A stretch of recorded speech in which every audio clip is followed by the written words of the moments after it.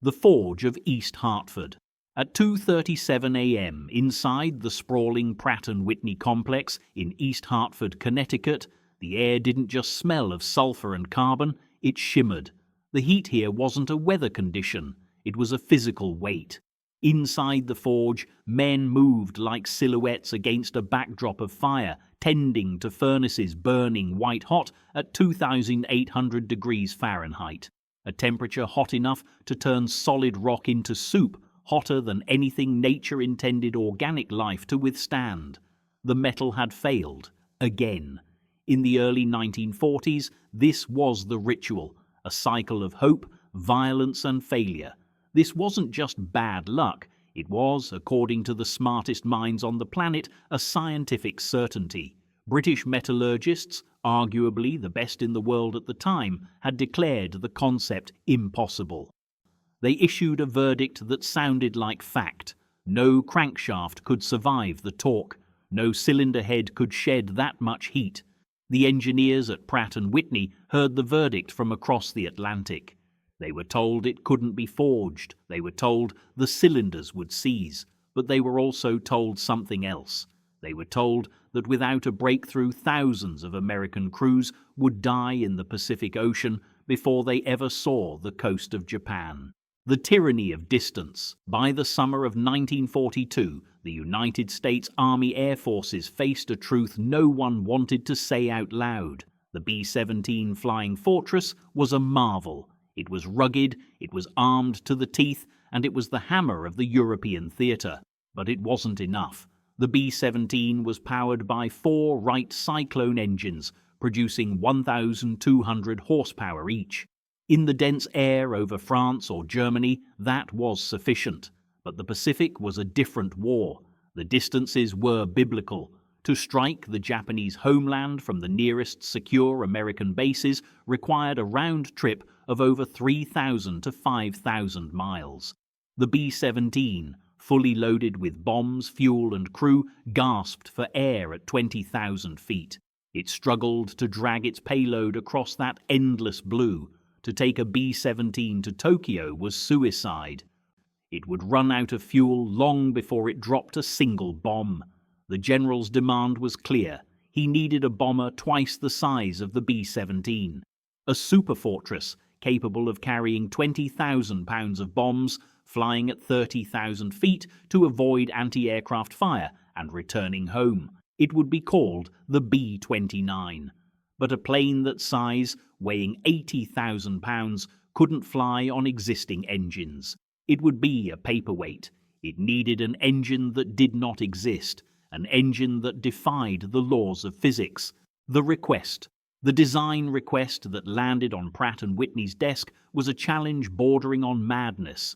The Army wanted an air-cooled piston engine capable of delivering not 1,000, not 2,000, but more than 3,500 horsepower, continuously.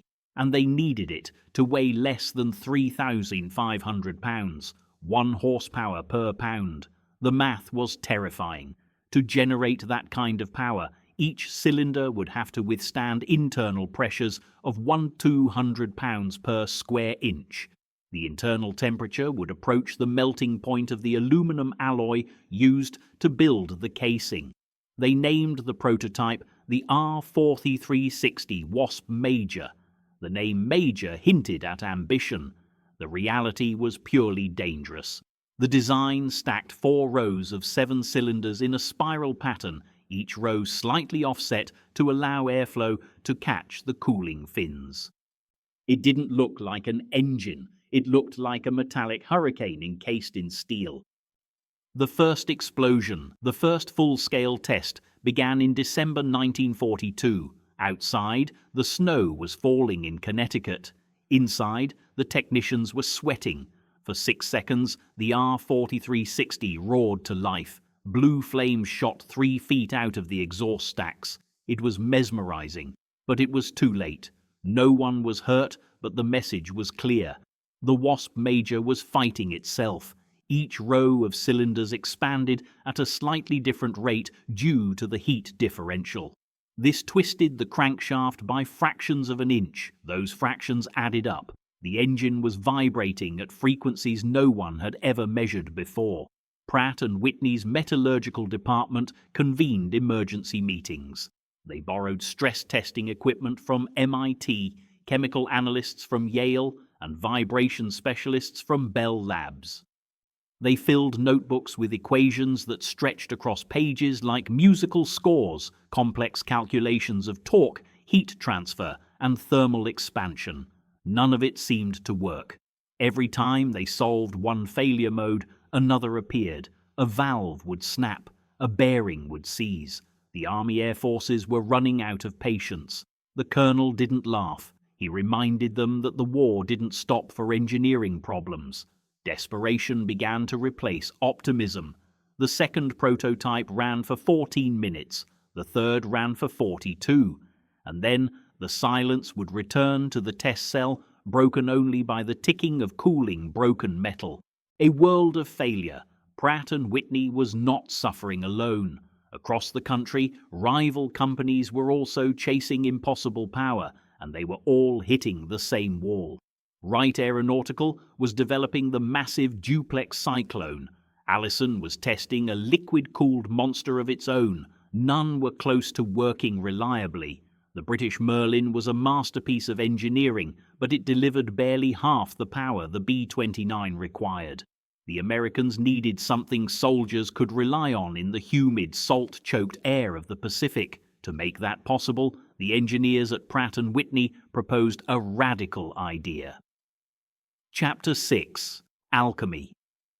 They began experimenting with nickel-chromium superalloys, materials so exotic they required entirely new furnaces just to melt them. They modified their forges to operate above 2,900 degrees Fahrenheit, pushing the equipment beyond its rated safety limits. Each new batch of metal was tested until failure. Some samples exploded under the hammer, sending shrapnel pinging off the walls. Others deformed into bizarre, useless shapes. But slowly, the data pointed towards something new, a combination of nickel, copper, and aluminum that could hold its tensile strength at 1,200 degrees Fahrenheit without softening. They named the alloy 75 Eniku, but the men on the floor just called it the Survivor. Alchemy. They began experimenting with nickel-chromium superalloys, materials so exotic they required entirely new furnaces just to melt them. They modified their forges to operate above 2,900 degrees Fahrenheit, pushing the equipment beyond its rated safety limits. Each new batch of metal was tested until failure. Some samples exploded under the hammer, sending shrapnel pinging off the walls. Others deformed into bizarre, useless shapes. But slowly, the data pointed towards something new, a combination of nickel, copper, and aluminum that could hold its tensile strength at 1,200 degrees Fahrenheit without softening. They named the alloy 75 Eniku, but the men on the floor just called it the Survivor. Suffocating from the inside, but even if the materials held, the physics of the Corncob design presented a lethal problem: cooling. In a 4-row radial engine, the front cylinders block the air for the ones behind them. The inner cylinders were suffocating.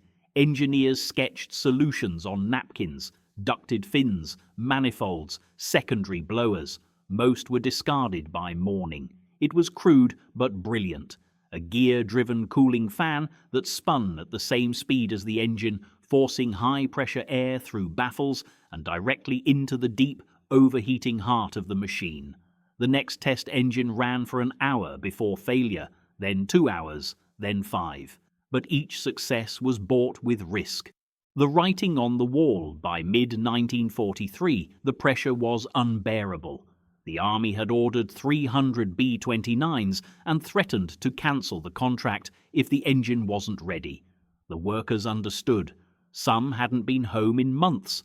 Others slept in their offices, waking at the sound of test alarms. Ortiz nodded and went back to polishing valve covers that gleamed like mirrors. These people weren't soldiers, but they lived with the same sense of duty.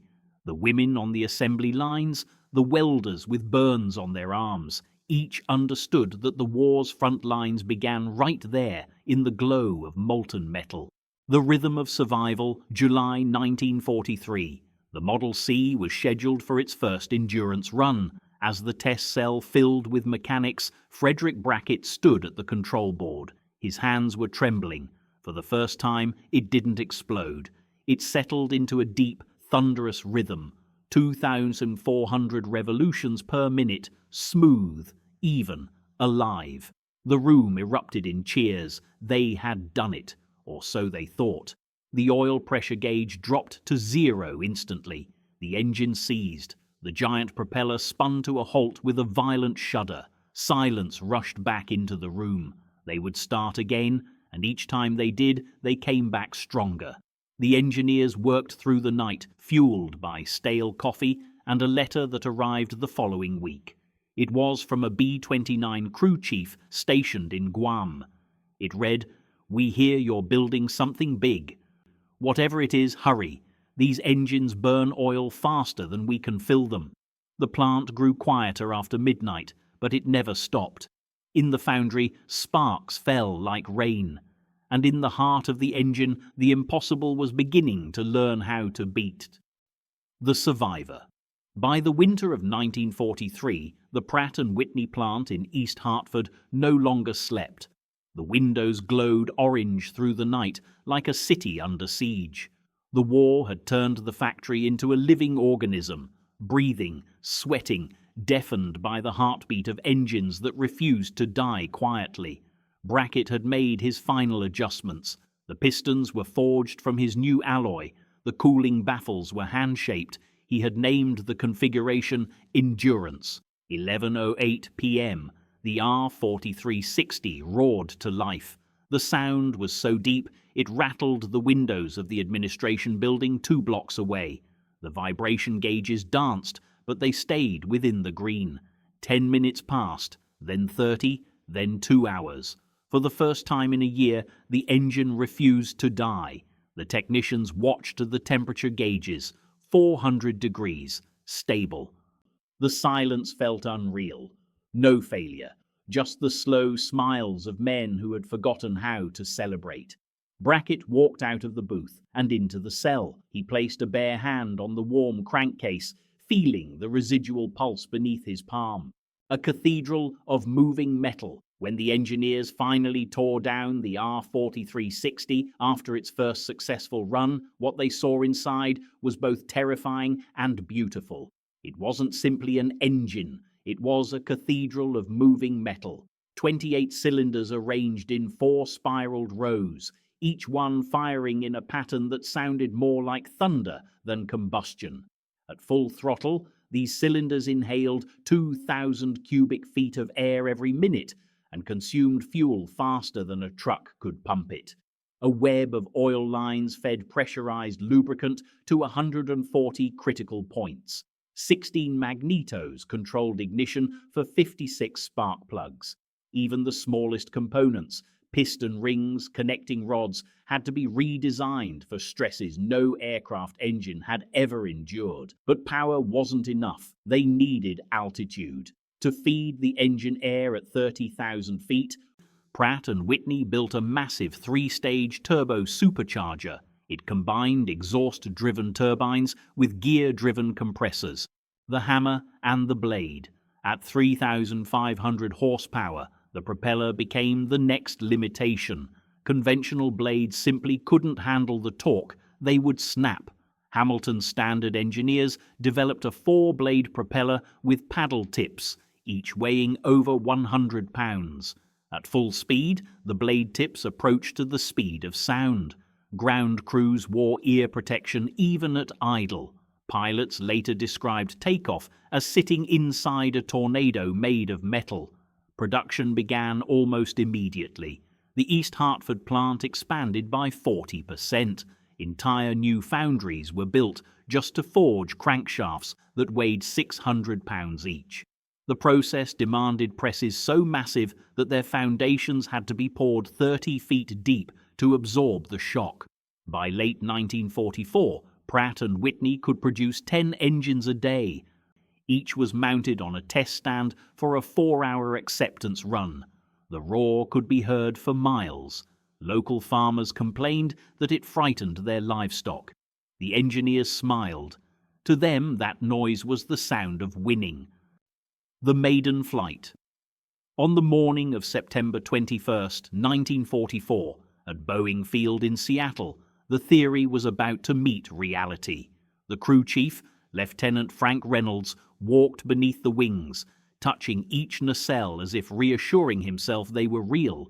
The noise was indescribable, a symphony of controlled violence. Inside the cockpit, the vibration wasn't a shake, it was a hum, a feeling of limitless power. Allen released the brakes. The bomber rolled forward, slowly at first, then gathering speed with terrifying momentum. It lifted its immense weight off the runway after just 2,500 feet. They circled for 30 minutes before returning to land. When the propellers wound down, the airfield fell silent. No failures, no smoke, just 4 living hearts beating beneath a steel wing. The technical reports that followed were reverent. Power output stable at 3,500 horsepower, vibration levels negligible. In an era when combat engines required overhauls after 100 hours, the Wasp Major was projected to last beyond 400. It was a miracle, but the world was about to discover what happens when a miracle goes to war. The Rolling Thunder. At dawn on March the 9th, 1945, 40 miles off the coast of Japan, the sky turned into metal. 400 B-29 Superfortresses formed a shimmering wall against the rising sun. Inside each of those bombers, 4 Wasp Major engines pulsed like beating hearts.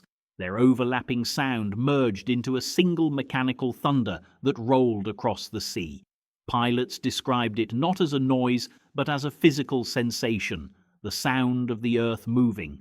Below them, Tokyo slept under a thin veil of mist, unaware that the largest air raid in human history was minutes away. The unreachable. For years, Japan had watched American bombers attack from distant islands, always at the edge of possibility. But the Wasp Major changed the geometry of the war. With 3,500 horsepower per engine, the B-29 could climb to 31,000 feet, far above the reach of most Japanese anti-aircraft guns. Japanese aces, men with dozens of kills, watched helplessly from below. That night, 279 of the bombers reached Tokyo. They dropped 1,165 tons of incendiary bombs. The resulting firestorm incinerated 16 square miles of the city. It was destruction on a scale no one had imagined, made possible by the engines that refused to fail. The zero-failure statistic engineers back in Connecticut followed every report like parents waiting for a report card. They noted the total flight hours: 412, 487, 523. The Wasp Major wasn't just surviving, it was thriving. If one engine failed, the bomber might limp home. If 2 failed, it was finished. But the Wasp Major rarely quit. Unlike earlier engines that choked in the tropical heat or overheated on the climb, the new design maintained power. Pilots said the engines sounded like they wanted to keep flying. Each flight ended with a ritual. Ground crews listened for the sound. A healthy engine had a rhythm, a low, steady growl. When the planes taxied in, the crews cheered. They knew the sound meant their friends had come back. The weight of history. On August 6, 1945, the Enola Gay lifted off from Tinian carrying a single bomb. The 4 R-4360s pushed the aircraft down the runway and into the humid air before dawn. Each engine turned 2,500 revolutions per minute, their combined power equal to 14,000 horses straining against gravity. At 8:15 a.m., the bomb fell over Hiroshima. 3 days later, another B-29 dropped a second bomb on Nagasaki. The war was effectively over. Historians still debate the morality of the bombs or the fire raids, but for the men who flew those missions, the Wasp Major was the one constant. It was the unbreakable chain between science and survival. The sound of silence. After the surrender, When pilots taxied their bombers home one final time, they often reached out to pat the throttle levers, as if thanking a living thing. The R-4360 had done what its creators promised. It carried men and bombs across the largest ocean on Earth. It turned the Pacific into a corridor of steel wings, and when the last mission ended, it left behind a lesson that outlived the war. That industrial genius could achieve what courage alone could not. The gentle giant. The war was over, but the Wasp Major was not finished. The US Air Force reclassified it as a strategic engine for post-war aviation. It powered the massive B-50 bombers and the C-97 Strato freighter transports that carried cargo across continents. Airline passengers in the early 1950s sat by the windows of Boeing Stratocruisers, watching the giant propellers blur against the sky. They were unaware that the engines beneath them, the same ones now carrying businessmen and families, had been born in the fires of a desperate war. The whistle and the roar. Between 1944 and 1955, more than 18,000 Wasp Majors were built. They consumed enough aluminum to build a city and enough copper wire to circle the Earth twice. Yet by the end of that decade, the world had moved on. Jet engines, once fragile experiments, were now proving reliable. A pair of turbojets could produce more thrust than 4 of Brackett's masterpieces combined. The sound of the future wasn't a roar anymore, it was a whistle. At first, the engineers resisted. They built the R-4360 63 variant, delivering 3,800 horsepower. For a brief moment, the old and the new shared the sky, propellers and jets side by side on the Convair B-36. Pilots said it felt like two eras shaking hands mid-flight, but the handshake didn't last long. The last heartbeat. By 1956, pure jet propulsion had taken over. Factories that once forged crankshafts now built turbine blades. The great hammers went quiet. The last Wasp Major rolled off the line in 1955. Brackett retired a year later. On his final day, he carried that cracked piston home. He still received letters from former co-workers and some from pilots who had flown behind his engines. One read, "Your metal brought us home." He never replied, but he kept every single one. The echo today, only a handful of R-4360 engines still breathe. They sit behind museum ropes in silent halls across America, Dayton, Seattle, Pensacola. Once they filled the sky with thunder. Now they rest under soft lights. On some weekends, mechanics gather to start them, just to keep them alive. The first sound isn't a roar, but a pulse, deep, rhythmic, ancient. For a few minutes, time itself seems to step backward to an age when noise meant survival. The blueprint. When the engineers of the jet age look back at the Wasp Major, they see not an obsolete relic, but a blueprint. The material science born inside Brackett's furnaces, the nickel-chromium alloys, the high-temperature bearings, became the foundation for the future. Its cooling systems inspired designs used in modern turbines. Its supercharger principles evolved into jet compressors. The Wasp Major didn't vanish. It transformed piece by piece into the modern world. Conclusion. Frederick Brackett's name is engraved on a small brass plaque at the base of the display. It reads, Chief Metallurgist, Pratt Whitney R-4360, 1942-1945. That's all. No medals, no speeches, just a few words marking the man who taught metal to endure. When historians speak of the triumph of World War II, they talk about strategy and bravery. But behind all of it were hands like Brackett's, calloused, burned, trembling and steady. The Wasp Major was their masterpiece, the mechanical soul of a nation that built strength out of doubt and turned sweat into flight.